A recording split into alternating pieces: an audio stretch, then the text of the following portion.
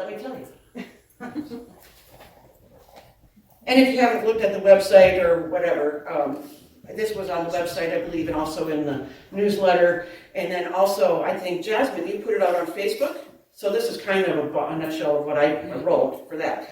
Laughter yoga is an exercise technique. Okay, many of you are probably going, exercise? Laughing is exercise? Yes, we'll get back to that. It's an exercise technique and a well-being workout. The practice of laughter yoga develops the inner spirit of laughter, sustaining us no matter what our life circumstances. We live authentically, joyfully, and with great freedom and compassion. So that's just kind of in a nutshell. When I went and took my classes on how to be a laughter yoga leader, this is the little booklet I got. I mean, it's actually quite big. But so when you think about laughter and you think about, well, how can I laugh right now? How can I laugh right now with what's going on in the government? How can I laugh right now when that idiot just cut me off? I want to swear. I want to swear at that guy. Well, what kind of emotions are we pulling from when we get into those situations? Anger at the guy who just cut me off. Frustration at what's going on in politics. Or even worse, there's some other evil things that, my brain conjures up when I think about. I can't even look at it. I can't do it. So, because I don't even know what's right and what's wrong anymore when I start looking at news stories, right? So what other icky emotions are coming up with when you're dealing with those emotions? The fear. Oh my God, he's doing this. Oh my God, she did that. Oh no, I'm going to be in trouble if I do this or that. Fear is going to be all over us. And some of the other emotions that we deal with. So I'm fearful and I'm angry. And then I'm just going to not do anything. I'm not going to do anything. I can't do anything about what's going on in politics. I can't do anything about that guy who just cut me off. I can't do anything. So what am I going to do? I'm going to do nothing. I'm going to be apathetic.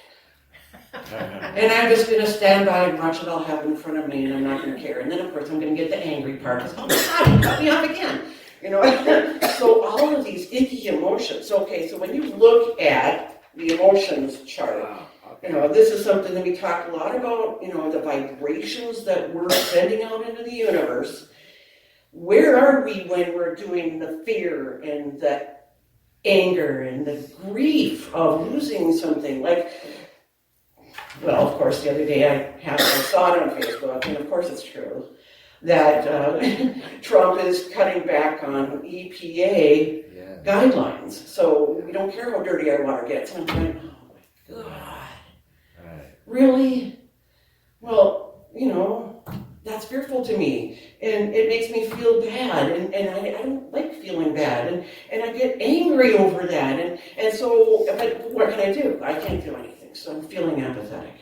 And then, of course, because I'm not doing anything about it, and because I don't know what to do about it, I'm feeling a little guilty.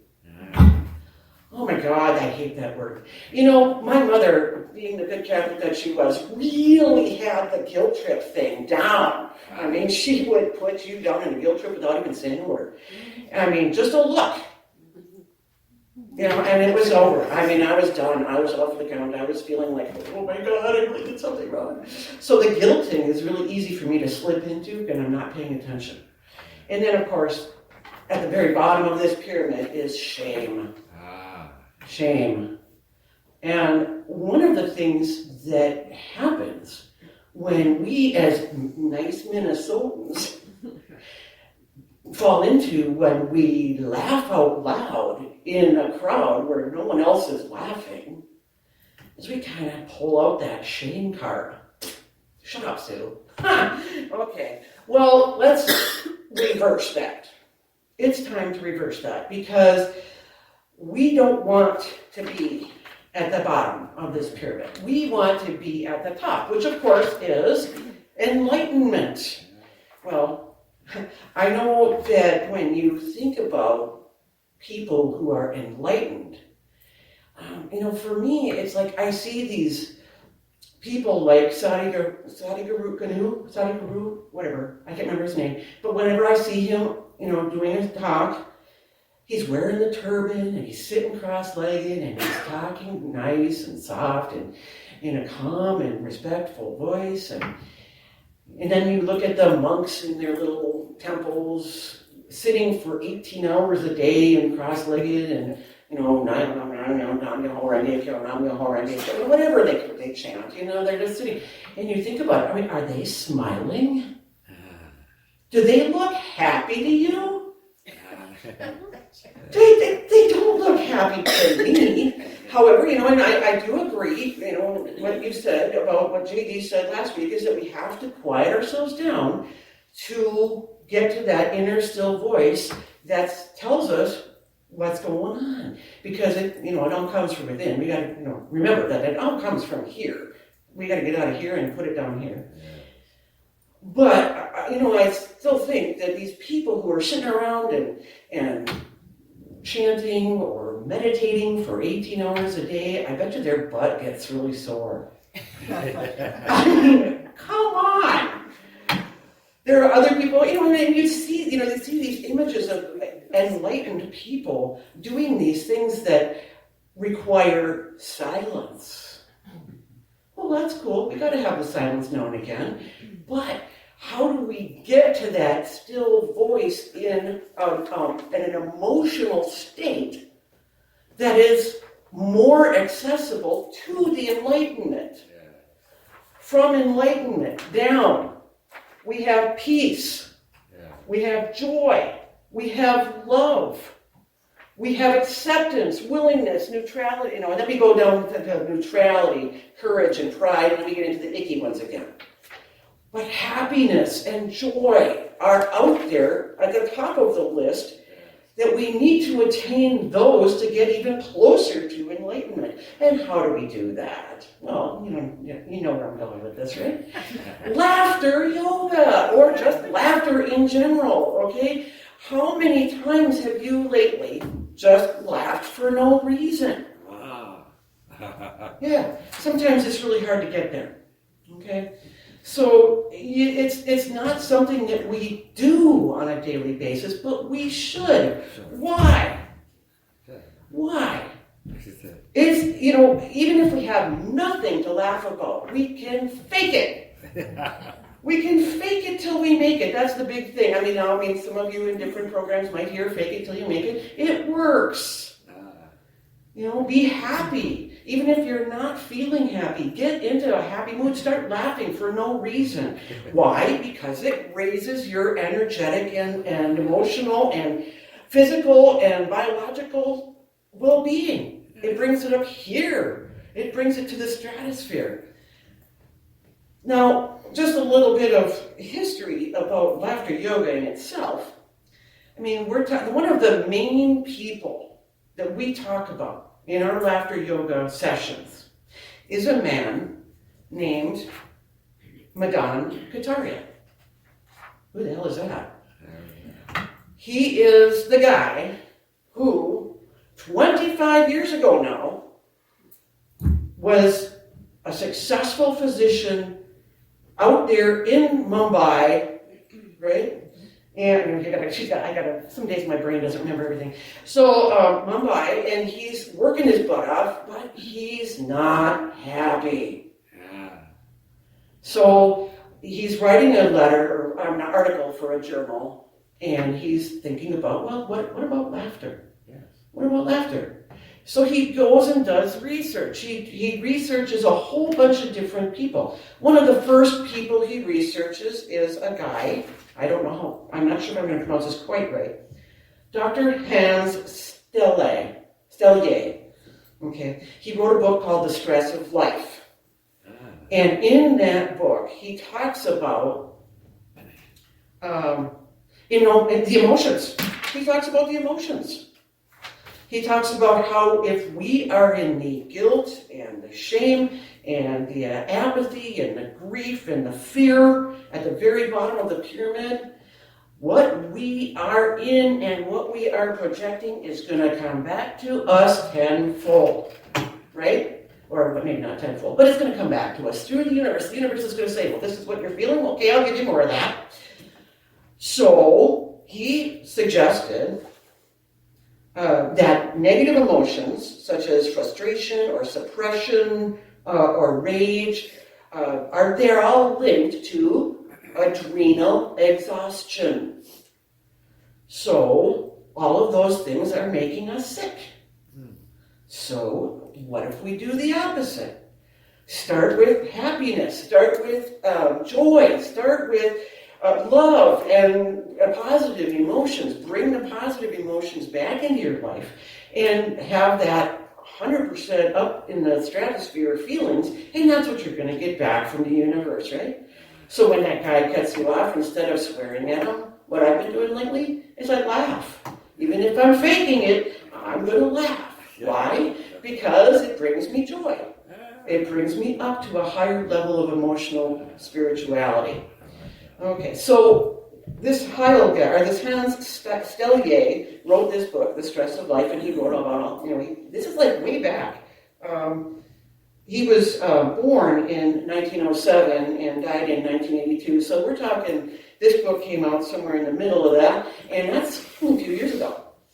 So then, who picks up on this but a guy named Norman Cousins? Norman Cousins. Now, I didn't really know anything about Norman Cousins. I've read this little pamphlet over 30,000 times, and every time I go to do a laughter yoga session, I try to get inspired by these people. And so I looked him up. I'm like, who is this guy? I should know this. I don't remember. He died in 2007, so I mean, it's not like I shouldn't know who this guy is, right? But I didn't. Anyway, so he is was an American political journalist, an author, a professor, and a world peace advocate. Okay. So, and I'm going to get back to the world peace part in just a second. So, Cousins was diagnosed in 1964 with, I'm going to butcher this, ankylosing spondylitis. Spondylitis. Yeah, is that right? Ankylosing spondylitis? Yes. Okay, and apparently it's quite debilitating. It says it's a collagen disease that attacks the connective tissue of the body. He said he felt as if he was being pulled apart at the joints. Now imagine the pain and the agony of that feeling. Well, he was treated.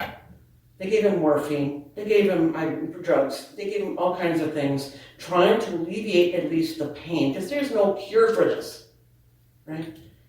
And he's lying on his bed and he's feeling the effects of the disease, as well as the effects of the medications that are tearing his insides apart. And he's like, there's got to be something better. And he read Dr. Hans Stellier's book, The Stress of Life. Where it talks about bringing your emotions up and bringing up your feelings. Instead of lying there feeling sorry for himself and feeling like crap, he took that opportunity to change it around and go up the scale of emotional deliverance, basically. And this is what he did. He watched Marx Brothers movies and candid camera shows and started laughing. And he started to feel better. So he continued it, and continued it, and continued it. And he actually wrote a book about his progress and his curing himself through laughter called Anatomy of an Illness as Perceived by the Patient. I haven't finished reading it yet, but it is a fascinating book. This guy is so cool. He's a great writer, by the way. So he came to realize that just a few minutes of laughter, 10 minutes of sustained laughter, gave him 2 hours of pain-free sleep. How many of us are like that on occasion, right? Well, it doesn't take much. Laugh for 10 minutes. Okay? So where does Madame Kataria come in? Well, he read Anatomy of Illness for his magazine article that he was writing, or journal article that he was writing, about how laughter is what? The best medicine. Yes. Okay, so he got that going, and he started reading it and getting into it and thinking, hey, this could work in other things too. So he goes out there. Now, I mean, I'm just going to skim over this part because when we do our laughter yoga session later, we're going to talk about this a little bit more, okay? But basically what he did was he started a laughter club. And he got a few people involved, and it grew, and it grew. There were some hiccups along the way, but he amended the whole process of how he does things. And all of a sudden, it is a worldwide phenomena of laughter yoga clubs. There are something more like 15,000 laughter clubs worldwide. Or is it 70,000? I can't remember. It's a huge number of people all over the world. Now, Jessica and I were lucky enough to meet Madame Kataria in October of 2017. We went to the USA conference for laughter yoga, and he was so awesome. He was just so out there and free and open with his laughter. He would end every sentence with giggles. Every sentence he would end with giggles. Even if it wasn't, as I said before, even if it wasn't necessarily one of those things that triggers a full belly laugh. I mean, how many times do we get that? Yeah. I mean, we don't get that very often. So even if it isn't a full-on belly laugh, it was laughing. And remember, fake it till you make it. So when we start to talk about the benefits of laughter, even if it's just trying to push it out of us, it's worth it. 10 minutes of laughter, 2 hours of pain-free sleep, okay? Well, what would 30 minutes of laughter do for you, huh? Okay? Also, a couple of other quick facts. If you laugh for 20 seconds out loud, laughing hard, it's equivalent to 3 to 4 minutes on a rowing machine. The amount of energy and exercise and musculature that you use on a rowing machine, you get the same health benefits for 20 seconds of laughing. Okay? Who wouldn't love that? Okay? Let me give you a little bit more about the health benefits. It releases the feel-good hormones. All blood and all major organs are fully oxygenated, leaving us bursting with energy. Our lymphatic system is massaged and our immune systems are boosted. It strengthens the immune system. It promotes cardiovascular health. Depression is lifted. Even chronic depression is often cured. Catharsis. By enhancing the free-flowing emotions, laughter can help dislodge blocked emotions stored in the body. So if you've got some of that guilt crap that I still have from my mom looking at me like, you did something wrong. You should feel guilty. I'm working it. I'm trying to get over it, And the more I laugh, the more I'm filled with glee, right? It helps with things like that. So their release can be life-changing. Laughter provides excellent non-violent method for emotional releases and catharsis. The holistic benefits. Yeah. Laugh. How many times have we said this over the years? Live in the moment. What better way to be in the moment than to laugh? Laughter puts us intensely in the moment. People who don't laugh as much as people who don't work. Rewind. People who laugh don't worry as much as people who don't laugh at all. So laughing helps you get over the worrying part. It improves emotional intelligence. Again, going up the ladder, going up to the enlightenment.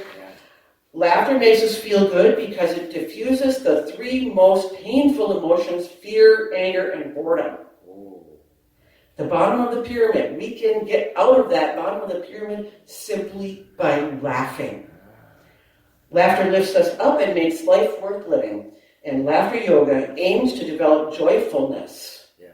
Not necessarily just happiness, joyfulness, which is right up there, okay, with peace and enlightenment. So they're also, and laughter builds confidence, laughter does all kinds of things. I mean, and one of the basic parts of laughter yoga, besides the laughing itself, which I haven't talked about yet, is the breathing. What is laughter yoga? Right? We haven't talked about that, really. Laughter yoga is doing laughter exercises that have been developed through Madan Kataria and other people on the network with the laughter yogas, people around the world, different little exercises that we can do to start laughing. And it's also the yogic part, which is the breathing. What do they call it again? Pranayama. Prana, meaning to breathe. And as I started off the service, the breath of the universe. We are taking a deep belly breath. We are putting, to make sure that you're doing that deep belly breath, you put your hand on your belly to make sure you're not doing the shallow breathing that we do every day. No, none of that. We're going to take a nice deep breath and put that belly out there. I've got enough of it to be able to feel it. So, I can feel it going out there. Some of you are skinny enough not to feel it as much. But, what we're doing is we're working our belly muscles. We are working the diaphragm. We are working all kinds of internal organs, and we're massaging everything inside of us when we take that deep belly breath of life, of the universe. So everything inside is happy. So let's take, when we breathe in our laughter yoga classes, we talk about that deep belly breath and what is the best way to expel that breath that we take all the way down inside. How do we get rid of the crap that's stuck in the lower part of our lungs that we haven't expelled because we are shallow breathing too much? What's the best way to get rid of that? Guess what?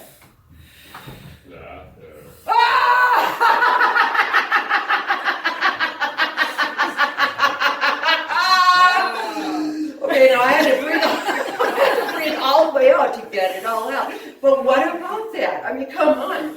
I felt great. I'm on fire now. As if I wasn't before, right? So the pranayama, breathing and getting all of that in and laughing it out. I'm not necessarily the happiest person in the world all the time. Obviously, you've all heard LSICC stories about working at, different places where I've worked where it hasn't been so kind, and I haven't really liked it. So, I can be depressed. But you know what? Every time we do laughter yoga together, she starts laughing, I can't stop. And then she starts laughing more, and then I'm like crying. I'm laughing so hard. What about that, man? How many people have lately laughed until they cried? It's so good for the soul. It's just amazing what it does. And it manages your pain by, we talk about that. It burns calories. It improves bronchitis and asthma and hay fever. It increases the efficiency of your organs. It aids in your sleep. It improves your self-confidence. It makes you look younger. How many of us want that? Pick me. Okay. It improves your social connection. Because when we do laughter yoga, we do it in a group. And when we are in that group, we're all looking at each other. We're all looking silly as hell, which Minnesotans, yes, are Minnesota nice and quiet. We don't kind of get into that in public.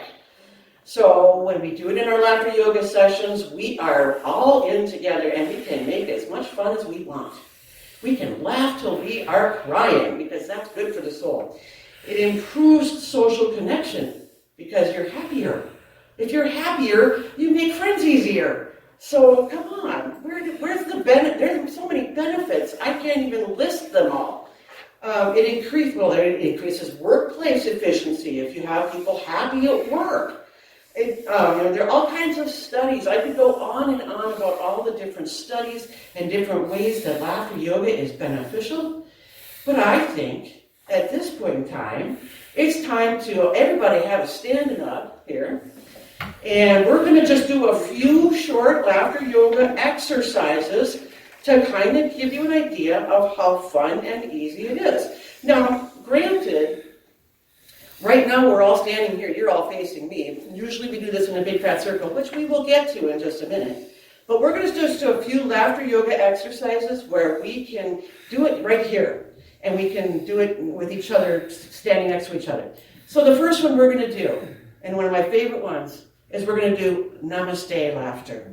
Namaste. And everybody knows the namaste, right? Namaste. Right? Namaste. So instead of saying namaste, what are we going to do?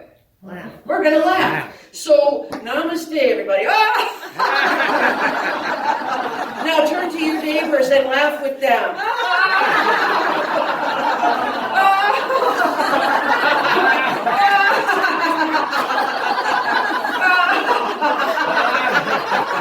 Fake it till you make it, folks.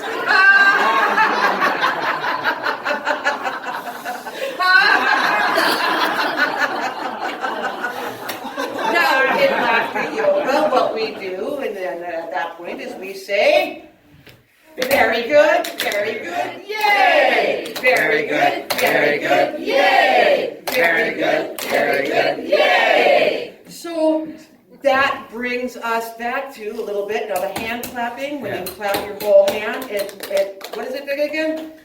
It vibrates all the meridians. It vibrates all your meridians. That's right. She always says that part. And then now we do a laughter breathing, which is the pranayama. Remember, you don't have to hold your hands on your stomach, but if you feel you do, okay?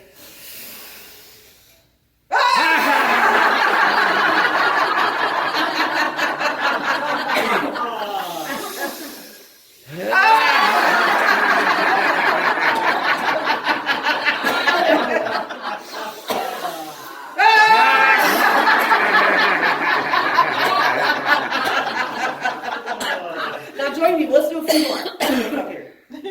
We're going to do a couple more little laughter yoga exercises. This is our meditation today.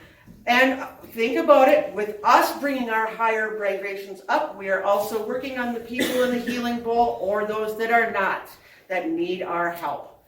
We are hoping that through laughter and raising our vibration and sending our happy thoughts out into the universe, we are helping the people in the bowl and beyond.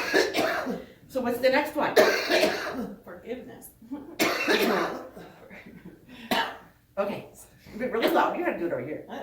All right, so how about some forgiveness? So we're gonna laugh our way through forgiveness. You can look at each other or just whatever, but we're forgiving the universe, forgiving the world, forgiving each other. But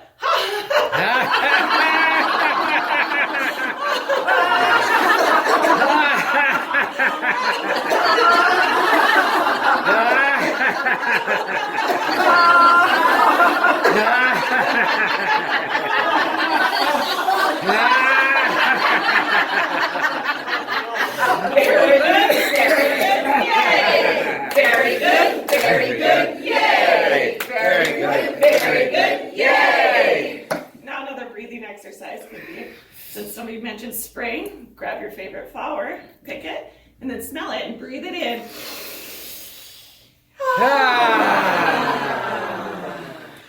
Breathe it in.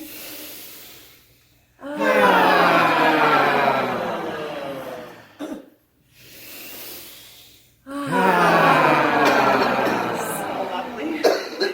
Well, I know we're in church and we're being really loud and rowdy, but not all churches are like this, right? So sometimes you get a giggle in church, right? So you really need to get it out, but how are you going to do that without making a silly mess of yourself in one of those churches where everyone's like,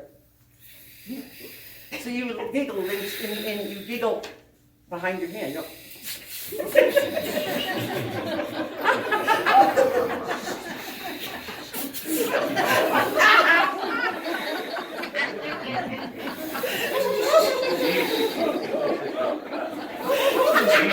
Very